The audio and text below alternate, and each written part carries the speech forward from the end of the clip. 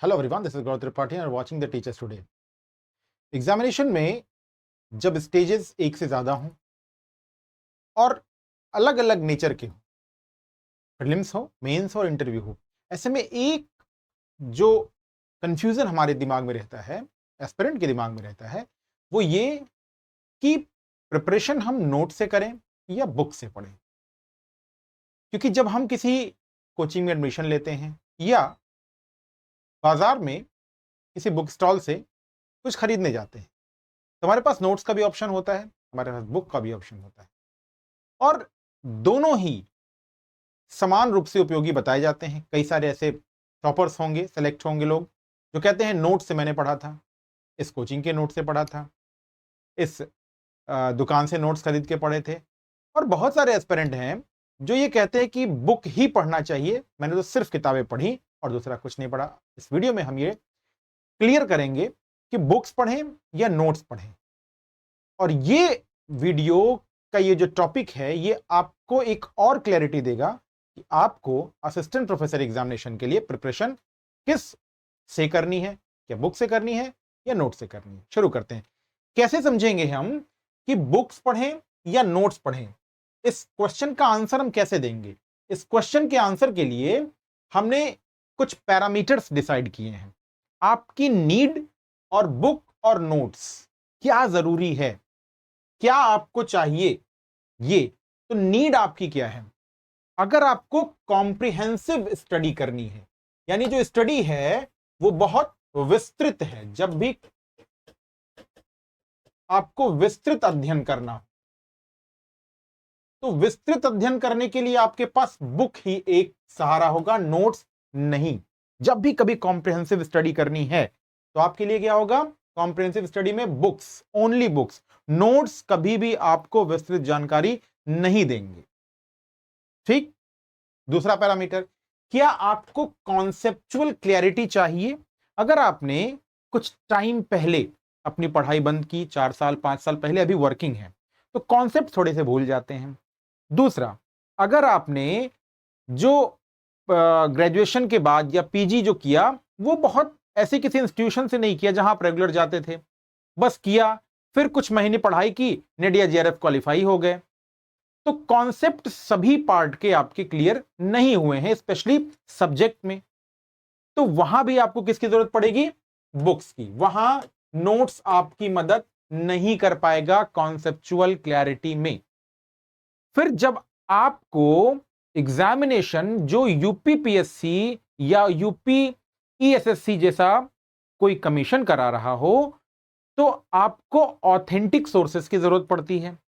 और authentic sources आपको कौन प्रोवाइड करता है? वो बुक्स प्रोवाइड करती हैं, वो आपको नोट्स प्रोवाइड नहीं करेगा। ये ऑथेंटिक और रिलायबल सोर्सेज की जरूरत क्यों पड़ती है? जब प्रीलिम्स का एग्जामिनेशन होता है तो आपसे आपत्तियां मांगी जाती हैं, या आपको यह लगता है कि ये क्वेश्चन सही, इस क्वेश्चन का आंसर ये होना चाहिए लेकिन कमीशन ने दूसरा आंसर दिया है, तो आप आपत्तियां लगाते हैं। उन आपत्तियों का जो निस्तारण होता है वो इस बात पर डिपेंड करता है कि आपने जो सोर्सेज लगाए हैं वो कहां से हैं। क्या वो रिलायबल सोर्स है? तो बुक्स ही आपके ऑथेंटिक सोर्स होते हैं। जैसे कोई टेक्स्ट बुक जिसको यूपीपीएससी या दूसरे कमीशन ऑथेंटिक मानते हैं, और दूसरा जो है वो एनसीईआरटी है।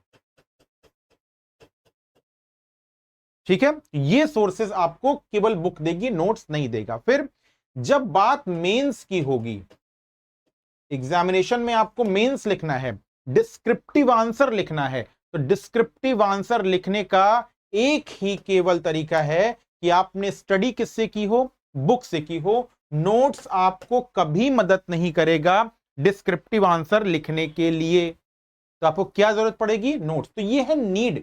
विस्तृत अध्ययन करना होगा, बुक आपके लिए है, नोट्स नहीं है।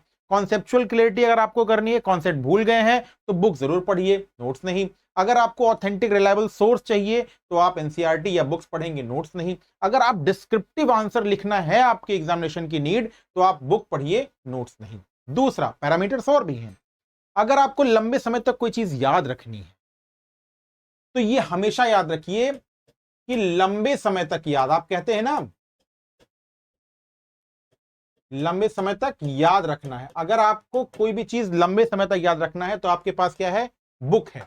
आपके पास नोट्स वो काम नहीं कर पाएगा। लेकिन अगर आप कम समय में ज्यादा पढ़ना चाहते हैं, आपके पास टाइम कम है, क्यों? क्योंकि आप कहीं वर्किंग हैं और चाहते हैं कि कुछ कंसाइज मिल जाए हमें, जो ज्यादा बातें लिखी हुई हैं वो कम शब्दों में, कम पैराज और लाइन में मिल जाए, तो आपके लिए बुक अच्छा सोर्स नहीं होगा। कौन सा अच्छा सोर्स होगा? नोट्स। यानी कंसाइज और टारगेटेड ऐसा प्रीलिम्स देना है आपको, तो आप कोशिश करेंगे कि आप केवल एक ही एग्जाम देना है, तो आप क्या कोशिश करेंगे? नोट्स। जैसे जीडीसी का एग्जामिनेशन है तो उसमें प्री और मेंस है, इंटरव्यू है, तो वहां पे आपके लिए बुक की जो नीड है वो ज्यादा होगी। लेकिन जब आप हायर एजुकेशन का यूपीईएसएससी का एग्जाम देंगे एडेड डिग्री कॉलेज में, तो वहां पे आपके ऑब्जेक्टिव क्वेश्चन आते हैं और वही आपकी सफलता का आधार होंगे, तो वहां पे आपके नोट्स ज्यादा इंपॉर्टेंट रोल प्ले कर सकते हैं। फिर अपडेटेड कंटेंट, अगर आपको कंटेंट अपडेट करना है, करंट उसमें ऐड करना है, तो आपके पास क्या होगा? वहां आपके पास बुक अच्छा सोर्स नहीं होगा। वहां अच्छा सोर्स क्या होगा? वहां अच्छा सोर्स होगा आपके लिए नोट्स। तो अपडेटेड कंटेंट चाहिए तो हमेशा बुक आपके काम नहीं, क्योंकि वो 1 साल 2 साल पहले लिखी जाती है, और अपडेटेड कंटेंट आपको नोट्स मिलेगा। इकोनॉमिक्स जैसा सब्जेक्ट, ज्योग्राफी का इकोनॉमिक ज्योग्राफी वाला सब्जेक्ट, या जो कॉमर्स के सब्जेक्ट हैं उसमें अपडेटेड कंटेंट हमेशा लगता है, तो वहां आपके पास नोट्स बहुत इंपॉर्टेंट रोल प्ले करेगा।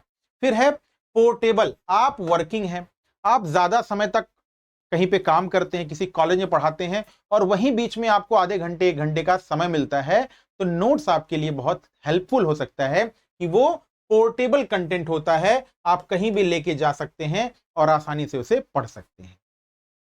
अब नीड में एक चीज और है कि क्या बेस्ट रहेगा। तो फिर सर बेस्ट क्या रहेगा? क्या हम ऐसा करें कि हमें दोनों असिस्टेंट प्रोफेसर एडेड कॉलेज और दूसरा जीडीसी का जो असिस्टेंट प्रोफेसर है, दोनों में एडवांटेज मिले? तो जो दोनों का बेस्ट मॉड्यूल मैंने सोचा है वो ये है। क्या? कि पहले आप यूज बुक्स फॉर कॉन्सेप्ट। अगर आपकी कॉन्सेप्ट बिल्डिंग वीक है तो आप क्या पढ़ेंगे? बुक। हमेशा ध्यान रखिए। दूसरा, मेक और यूज नोट्स। हमेशा ध्यान रखिए कि आपको नोट्स बनाने हैं। अगर कोई नोट्स लिया भी है तो उसे अपडेट करते रहिए। और किस लिए? मेक और यूज नोट्स फॉर रिवीजन। तो ये रिवीजन कब कर पाएंगे? जब अपने नोट्स खुद डेवलप करेंगे। दूसरे के नोट्स से रिवीजन नहीं होगा, क्योंकि आपको पता ही नहीं है उसमें कितनी बातें लिखी, जब तक एक बार एटलीस्ट उसे पढ़ना पाए। तो खुद बनाते हैं तो आपको ये पता होता है कि मैंने कहां तक इसे लिखा है, किस डेप्थ तक लिखा है, तो रिवीजन करने में भी आपको आसानी होगी। तो अपने नोट्स खुद बनाने हैं। एंड मेमोरी रिटेंशन, बार बार याद करने में नोट्स का कोई जोड़ नहीं है। कोई भी चीज बार बार हो ना, तो वो नोट्स की वहां पे वैल्यू ज्यादा हो जाती है। पेज पलटा, एक बार पढ़ा, आगे बढ़ गया। क्लियर? तो वहां नोट्स आपकी हेल्प करेगा। अब कंबाइन करके दोनों का हेल्प कैसे लें? क्योंकि आपको तो 2 एग्जाम देना है, एडिट भी देना है जिसमें 2 स्टेप हैं, और जीडीसी देना है 3 स्टेप है। तो क्या करेंगे? पहले पढ़िए रीड फ्रॉम बुक्स। ये एक तरीका है कि आप किताब से पढ़िए, पढ़िए पूरा किताब से, उसके शॉर्ट नोट डेवलप कीजिए। Make your own summarised note. अपने खुद के समराइज्ड नोट। ऐसा नहीं कि जैसे किताब लिखा वैसे लिखिए, नहीं, जो आ रहा है वो नहीं लिखेंगे, जो नहीं आ रहा है शॉर्ट नोट बनाएंगे, summarised note. Revise from notes. और रिवाइज किससे करेंगे? रिवाइज हम करेंगे नोट से। हमेशा ध्यान रखिए कि याद हमें नोट से करना है, और कॉन्सेप्ट क्लियर करना है, समझना किससे है? बुक से। तो ये तरीका आपके लिए सबसे अच्छा हो सकता है कि रीड फ्रॉम बुक्स, किताबें पढ़ें, कॉन्सेप्ट क्लियर करें, उसके शॉर्ट नोट बनाएं और रिवाइज करें बार बार नोट से। ऐसे में एग्जामिनेशन आपके लिए बहुत आसान हो जाएगा। प्रीलिम्स और मेंस का जो फर्क है, जो प्रॉब्लम है, वो मिट जाएगी। आई होप कि इस वीडियो से आपको एक क्लैरिटी मिल गई होगी कि आपको इस एग्जामिनेशन के किस स्टेज के लिए कैसे पढ़ना है। आज की इस वीडियो में इतना ही। फॉलो कीजिए द टीचर्स टुडे को, और द टीचर्स टुडे का टेलीग्राम चैनल जरूर ज्वाइन कीजिए। आज की इस वीडियो में इतना ही। नेक्स्ट वीडियो में फिर मिलेंगे। Good bye.